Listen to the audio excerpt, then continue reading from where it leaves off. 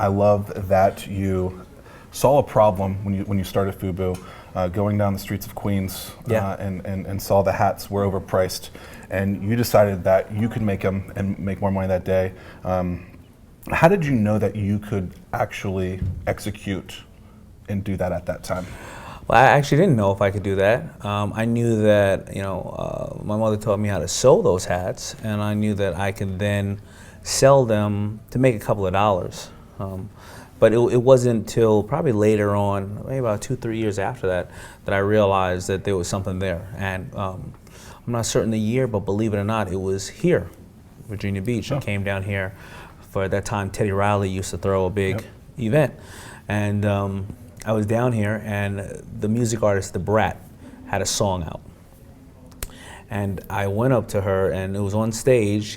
I happened to have some friends there, and I asked her, could she wear the product? And she said, oh, I've been looking for this forever. I'll wear it.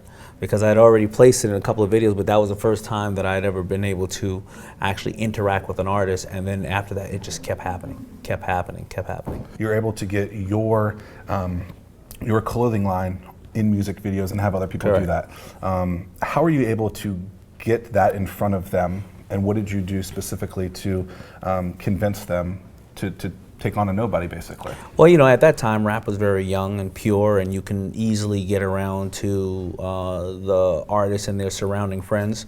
But the reason why I had said for making the hats to 2-3 years later was I focused on the local celebrities, meaning the person that everybody looked up to in the community. That person could have been a high school football player. That person could have been somebody that owned a really great, cool clothing store, and they were selling everybody else's clothes. So what we would call today influencers, the people that today, may not have a public stage like ABC or E networks, but 5 million people follow them on Instagram because they just may be a mommy blogger, a mompreneur, a great chef, a foodie who talks about things, a blogger.